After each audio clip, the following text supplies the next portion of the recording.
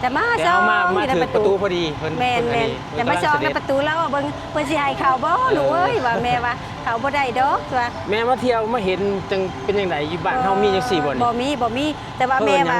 แม่นหยังอันนี้คือหงเหลืองปันทองคำแท้แม่ว่ามาแล้วเอ้ากองเฟืองบ่อันนี้แม่ว่ากองเฟืองอันนั้นนี่ก็มีควายแบบว่าเพิ่นอนุรักษ์ว่าอย่างนึงก็คือบ้านเฮาก็ห่วงเขาเนาะนี่เนาะแม่นใจร่วมทุกเรื่องใจว่าดีใจสิเห็นในหลวงค่ะแม่นบ้านเฮากับเจ้าชีวิตเนาะกับเจ้าเอิ้นเนาะเจ้าชีวิตดอกไม้ก็ยังมีไฟเนาะบ้านกับเพิ่นดอกไม้ก็มีไฟบ่แม่เป็นจังได๋คือมีไฟเนาะเดี๋ยวได้เพิ่นใต้ไว้นี่เนาะบ่เปลืองไฟบ่เนาะจักแล้วสิเพิ่นแบบว่าเพิ่นเจริญเพิ่นบ่นั่นดอกมาเปิดเหรอเปิดงานแม่นเพิ่นมาเปิดงานมาวางพวงมาลาอยู่อนุสาวรีย์ร6นะแต่เปิดไฟจังซี่บ่มีแมงไหม้เนาะคือบ้านเฮานี่แมงไหม้ตอมนั่นบ่มีเนาะฝนตกก็บ่ดับเลยอยู่บ้านเฮานี่ดับได้แล้วฝนตกยันไฟช็อตเป็นว่าอะไรดับเฉยแม่ละว่าเป็นยังเปิดไฟแม่บ่เคยเห็นดอกอันดอกไม้จังซี่สิมาเปิดไฟเนาะเวลามีไฟมันมีแมงใหม่มาตอมบ้านเพิ่นเจริญเลยเนาะลูกเว้ยเจริญหลายดีสวัสดีค่ะท่านผู้ชมนะครับนี่ครับแม่บ่าวกิแหลงเนาะมาจากสปปลาวแม่นกันว่าแล้วก็แม่นลูกฮักเนาะเจ้านี่เนาะลูกฮักคอยแม่นมาจากกันนั่นล่ะสปปลาวลูกฮักน้องไม่มีนะครับสวัสดีค่ะ FC ตูเด้อจ้ะป้าเบิ่งพาแม่เรามาจากโมงแล้วประมาณ6 โมงกว่า6 โมงแล้วชมมือนี่แหละเพราะว่าไปอยู่นะหันประตู3นะเพิ่นบ่เปิดให้เข้าเพราะว่าพอดีพระบาทสมเด็จเพิ่นเสด็จมาแม่ว่าสิเข้ามาได้อยู่บ่แม่ว่ายังเหลืองหุงที่ประแดนอยู่แบบว่าเพิ่นผู้ใหญ่เนาะสิให้จำเฮานี่สิเฮาใครเข้ามีมันก็มีบางประตูเพิ่นให้เข้าอยู่แต่มาซองมาถึงประตูพอดีเพิ่นแม่น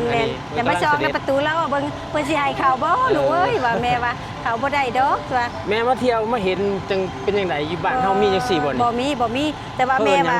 แม่นหยังอันนี้คือหงเหลืองปันทองคำแท้แม่ว่ามาแล้วเอ้ากองเฟืองบ่อันนี้แม่ว่ากองเฟืองอันนั้นนี่ก็มีควายแบบว่าเพิ่นอนุรักษ์ว่าอย่างนึงก็คือบ้านเฮาก็ห่วงเขาเนาะนี่เนาะแม่นห่วงเขาแล้วก็มีงัวมีควายเนาะแล้วมีกองเฟืองเพิ่นเฮ็ดแบบสมมุติว่าเป็นทุ่งนาเนาะแม่นเพิ่นก็ยังว่ากินฮอดบ้านกินฮอดบ้านบ่แบบมีตะกี้ฮอดบ้านแบบว่าเพิ่นก็ยังอนุรักษ์อันที่ว่าชาวไร่ชาวนาไว้เนาะแม่นเพิ่นผู้ใหญ่หั่นน่ะคือสันหลังของชาติแม่นสปลาวเฮาก็เฮ็ดนาคือกันแม่นก็แม่นว่าอันแม่ละว่าคิดว่าเพิ่นเป็นผู้ใหญ่เนาะเป็นผู้ใหญ่นี่เพิ่นสิบ่ถือว่าเฮ็ดให้เฮ็ดนาแม่นบ่แม่คิดว่าได้นี่นะว่าแล้วเพิ่นก็ยังถืออนุรักษ์ไว้แบบชาวไร่ชาวนาโอ้ยดีมากดีใจแต่ไปเห็นวัดพระแก้วแล้วบ่พาแม่เราไปแล้วบ่ยังบ่ได้ไปแต่วัดอรุณกับวัดโพไอ้แหลกพาไป3 วัดมื้อหน้าเดี๋ยวจะมีเวลาแม่นจะไปเดี๋ยวสิพาแม่ไปเที่ยวแม่นอุ้ยแม่มาเฮ็ดจังซี่ก็ล่วงมกล่วงใจลูกเอ้ยประทับใจหลายใจเพิ่นบอกใจได้มาเห็นแบบนี้ตอนแรกเพิ่นคิดว่าเพิ่นสิบ่ให้เข้าเพิ่นเห็นอยู่ประตูเพิ่นแน่เลี้ยวเข้ามามันเหลืองงามเนาะมันเป็นไฟเปิดเข้าบ่ได้ดอกว่าทองคำหลายแท้แม่ว่าคิดว่าทองคำเขาไอเดียมาจังได๋นอนจะคิดได้เนาะแม่ก็ว่าคิดจังว่าจังได๋อันนี้นะเฮ็ดเข้าก็งามเหลืองเบิดเหลืองหุงมติเก่งอีหลีเนาะแม่นย่างไปเบิ่งน้ำขุ่นล่ะบ่ไปแล้วไปทันต้นอาคารนั้นเขาอาคารลุมพินีสถานน่ะคือเป็นอาคารที่จัดแสดงงานครบรอบสวนลุมพินี100 ปีอายุ100 ปีแล้วได้แม่สวนลุมพินีอันไหนแม่นหนูคิดว่าเป็นอันนั้นน่ะบ่ตัวนั้นคืออาคารเขาสร้างใหม่คือครบ100 ปีก็คือสวนลุมพินีแม่นทั้งหมดทั้งสวนนี่แหละอายุ100 ปีเด้แม่ว่านกสิมากินข้าวบ่นี่นะอันนี้นกสิมากินข้าวนั่นล่ะสมุดนะสมุดเอาเนาะแม่นๆๆบ้านเฮาก็คือบ้านเฮาเลยเนาะนี่นะเพิ่นก็ได้มาเที่ยวเมืองไทยเนาะอยู่ได้ถึงเดือนแล้วบ่แม่ใกล้แล้วนี่เช้าไปมื้อ20กว่าโอ้ก็สิฮอดเดือนแล้วเนาะใกล้สิฮอดเดือนแล้วสงกรานต์ไปเที่ยวไสไปเที่ยวไสมีสงกรานต์อยู่บ้านอยู่นี่อยู่ไสมื้อนั้นไปสยามกับอ้ายพาไปไอคอนสยามรถ3ล้อก็พาไปพิษไปสยามโอ้ยเสียเงินจักบาทอันนางจากปากซอยไปหาสยามน่ะสยามแค่400 400ปฏิทุก ไปคาเทลง นั่งจากสยามสแควร์ไป เขาตัว ท่าเรือสาทรก็400อีก บาททั้งหมด800 แม่น วันนี้เขาว่าฮอดแล้วเขาว่าฮอดแล้วไหม ว่าไปไอคอนสยามเพิ่นคือไปสยามสแควร์ผมว่า โอ้ยคนขับรถก็คือสิบ่ฮู้แท้ โอ้โหเรือเพิ่นได้ยินผิดบ่ ไอ้คอนสยามกับสยามสแควร์มันก็ต่างกันตัว เนาะไปว่าไอคอนสยาม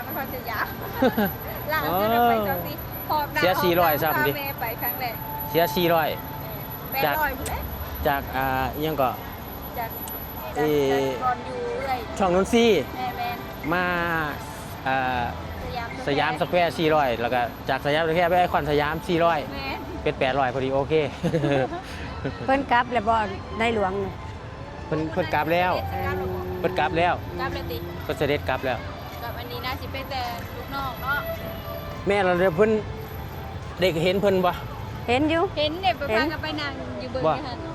เห็น เป็น แล้ จังได๋ ว ภูมิใจบ่ถึง ว้าภูมิมกภูมิใจหลวงจุกเรื่องใจ ว่าดีใจสิเห็นในหลวงค่ะแม่นบ้านเฮากับเจ้าชีวิตเนาะกับเจ้า แม่น เอิ้น แม่น เนาะ เจ้าชีวิต อืม เป็นบุญตาหลายเนาะ อืม ที่ได้มาเห็น ครั้งแรกของแม่ที่ได้เห็นแต่ในทีวี เห็นแต่ได้โทรทัศน์ทีวีบ้านเฮาเอิ้นเนาะ ได้เห็นตัวจริงคือว่า เห็น เป็นบุญเป็นคุณเด้อพ่อ โอ้ย แม่ กับ เอ้ แม่ ย นหั่นแหล้ว ดีใจหลายดีใจหลายเห็น ปลื้มปิ กับ ติ แม่น ยิ บ้าน นดี เฮาบ้านเฮากับบุญหลายไส เพิ่นก็ไปเยี่ยมสปปลาวเฮาอยู่ได้ล่ะ เด้ไปบ่ถือ เห็ ว่าน เพิ่น บ่ได้เห็นข่าวบ่ ถือเห็นอยู่แต่ว่าเพิ่นก็ยังอันนับถือประเทศลาวอยู่เนาะ แม่ข้าแต่แนมปลา ใช่ เขา ไปทางไหนไปตัวที่ไปตัวที่ เพิ่นแนมปลาเขาอย่างเดียว ไปกินทอดบ้านเลยนะ เออ ประเด็น กินทอดบ้าน เขาดิ ดีมกดีใจที่นกสิมาหาแซวกินอันเข่าเนาะ ความสวยงามเนาะ แมนแมนแมนแมนแมน เพิ่นนี่ งา ป ม ระดับ อ ประดา ลี ไฟ งามอ นะ ลี ทั้งแม่ก็ปลื้มปิติได้เห็นพระองค์ท่าน การแมนอยู่บ้านเฮากับบุญหลายสายยาว หนูก็เห็นครั้งแรกนี่นี่ บ่ ที่ใกล้ๆนะแมน อีหลี เป็นบุญตาหลายดีใจเฮง บุญ ที่ได้เห็นกับแม่ไปพากันไปนั่งค่ะเพิ่นปิดประตูไว้ดิ กันบุญเฮากัน กำลังเสด็จเนาะ เพิ่นบ่ให้ กำลั เขา งเดินขบวนอะไรอย่างเงี้ย กับแมนบ้านเฮานี่บุญหลายสายยาวเนาะที่มาเห็นจังซี่นะ แม่น ก็ดีมกดีใจเลยบ่เคยเห็น เป็นความภาคภูมิใจของ แม เฮาน แม นั่นแหละ นแมน เพิ่นก็ไปเยี่ยมพยายามประจำล่ะอยู่สปปลาว แมน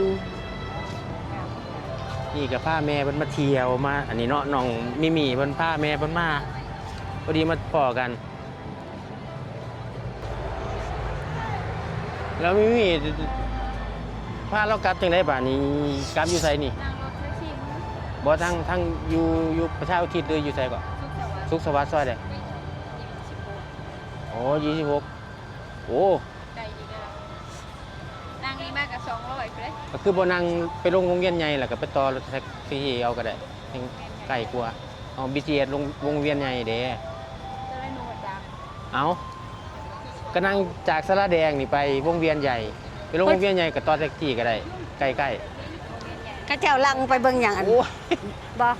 เขาเจ้าไปหยังจะ ได้ พูด แท็กซี่ยาวเลย แท็กซี่ยาวเรื่องกับเปลืองตัวยังก็แม่ เขาเจ้าลังไปหาเบิ่งหยัง บ่อันนี้เพิ่นมาจากรับเสด็จ เด้อ เพิ่นเป็นน่าจะเป็นอาสาสมัครบ่แม่นอาสาสมัครนี่ประชาชนนี่ล่ะเพิ่นมารับเสด็จ เดี๋ยวคือเพิ่นยังรอรับเพิ่นบ่ทันได้ออกเด้อติบ่ จังหว่าเพิ่น เด้อเขาเจ้า เด้แต่ว่าทหารออกไปแล้วเด้ ออกแล้ว อ๋อนี่น่าจะรอรถเขามารับรอรถเขาถ่ารอรถทัวร์มารับรถบัสแม่น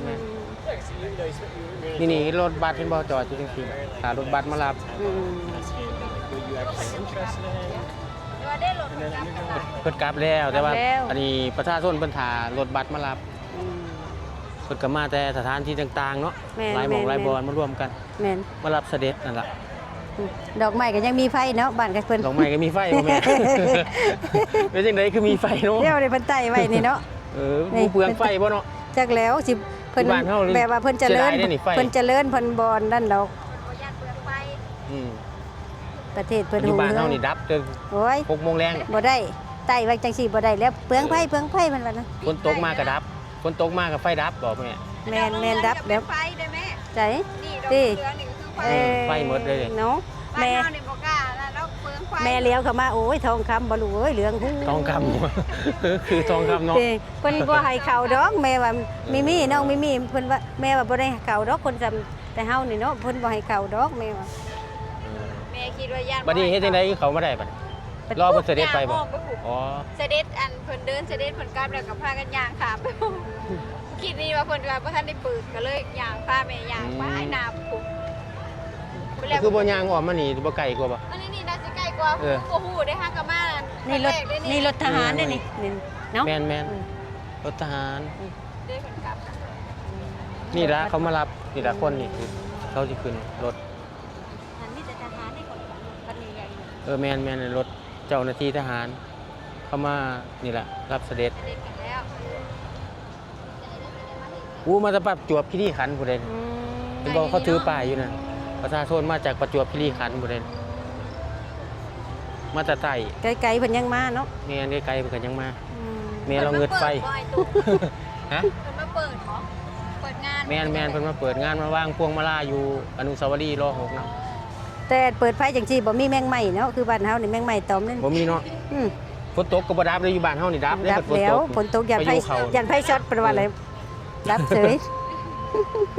แม่เราว่าเป็นยังเปิดไฟบ่มี แม่บ่เคยเห็นดอกอันดอกไม้จังซี่สิมาเปิดไฟเนาะ เออ เวลามีไฟเนี่ยมันจะมีแมงใหม่มาตก มาตอมโอ้ยบ้านเพิ่นเจริญเลยเนาะลูกเว้ยเจริญหลายเจริญ เจริญ ใหม่ เนาะ ใส่ไฟ ไฟกับแบบบ่เปลืองไฟเลยบ่ประหยัดไฟเลย แม่น เพราะว่าไฟเขาหลายเนาะ อืม บ้านเฮาระดับแตัวหัวเว้นเด้ประหยัดไฟไว้ย่านบ่พอใส่ เศรษฐกิจบ่ดีนั่นปานใดเนาะบ้านเฮาเนาะ ไปทางไหนพุ่นย่าง อ่ะโอเคนะครับเดี๋ยวพาแม่เพิ่นย่างไปทางใดอนุสาวรีย์ไปทางพุ่นแหละทางอนุสาวรีย์หอนาฬิกาอยู่ทางใดเนาะ บ่ฮู้รู้ผ่านมาจังมันอยู่ทางใดตุมันเพิ่นเห็นแบบเพิ่นขึ้นอันนั้นงามๆเนาะ แต่ว่าเพิ่นบ่เปิดไฟกันเปิดไฟก็สิแนมเห็นอยู่ ปิดแล้วหนูอ่ะดูอันนั้นไหนเลย นี่เขาไปรับเสด็จกลับมาแล้วนี่แสดงว่าเพิ่นกลับแล้ว กลับมาแล้ว บาทสมเด็จกลับไปแล้วนะครับเนาะโอเคนะครับสำหรับคลิปนี้เนาะกับผ้าเห็นแม่พอดีเพิ่นมาเที่ยวอยู่นี่มาพอกันพอดีกับน้องมิมี่เนาะ พาเพิ่นมาเที่ยว ดีมกดีใจเนาะ มาเห็น ดีมาเห็น เสด็จ แม่ เจ้าอยู่หัว ถามเนี่ยว่าแม่เคยมาประเทศไทยแต่สมัยใดนี่ แต่สมัยอันเป็นสาวพุ่นแล้วสาวกับท่านใหญ่ปานใดดอกเนาะแต่ 20-30 ปีแล้ววะ แม่น โอ้กลับมาเทื่อนี้ เจริญ เปลี่ยนไปเลยบ่ โอ้ยเจริญหลาย แต่ก่อน เจริญ เนาะเพิ่นก็มาทำงานเนาะสมัยเป็นสาวเพิ่นว่า มาทำงานบ่ได้ไปซะอยู่แต่ พอ ใน มา บ้า เทื่อน นี้ว่าตกใจเลยเปลี่ยนไปหลายมีหอรถไฟฟ้า เขาไม่นี่เพิ่นก็ย่านว่าเพิ่นบ่ให้เข้าอีกเพิ่น ว่า บ่ได้เก่าดอกจำไทยเฮานี่ ย่ เนาะ พิ่นไว้เขาที่สวนสาธารณะเพิ่นให้เขาอยู่แต่ว่าเพิ่นมีมื้อนี้เพิ่นพอดีเพิ่นเสด็จมาเปิดงานเนาะโอเคนะครับสำหรับคลิปนี้เนาะก็ขอตัวลาไปก่อน ส ฝาก บาย ติด ดี ตามน้องมิมี่เด้อ สบาย มิ ดี มี่สาวลาว มีสาลาวฝากติดตามด้วยเด้อจ้า กับแม่เพิ่นมาเที่ยวนํกัน แม่น นะครับแล้วมาเลี้ยงร้านบ่แม่มาเลี้ยงหรือเอาร้านมาเลี้ยงนํ เอาหลานมาเรียนแล้วมายามลูกแน่มาเที่ยวประเทศไทยแน่ เอาร้านมาเลี้ยง แม่ ไทยนี่แหละเนาะพ่อแม่ก็ทำงานอยู่ไทย แม่ เนาะ น ก็สิได้ แม่น มีความรู้มีความสามารถเก่งๆหลายๆด้าน แม่ เนาะ นแม่นแม่น คือจังเห็นอ้ายเรียนเนาะก็ได้ แม่น ฮู้จัก สะดวกสบาย อืม อยู่มาเฮียนอยู่พี่ก็ได้อยู่บ้านเฮาก็สะดวกคือ เก่ กั ง น ขึ้นได้อยู่ แต่ว่า บ้าน พ่อ เฮา แม่เพิ่นอยู่พี่แล้วก็ให้เพิ่นมาเขาเฮียนนํพ่อนำแม่เพิ่น อืม ให้สบาย อยู่บ้านเฮาเรียน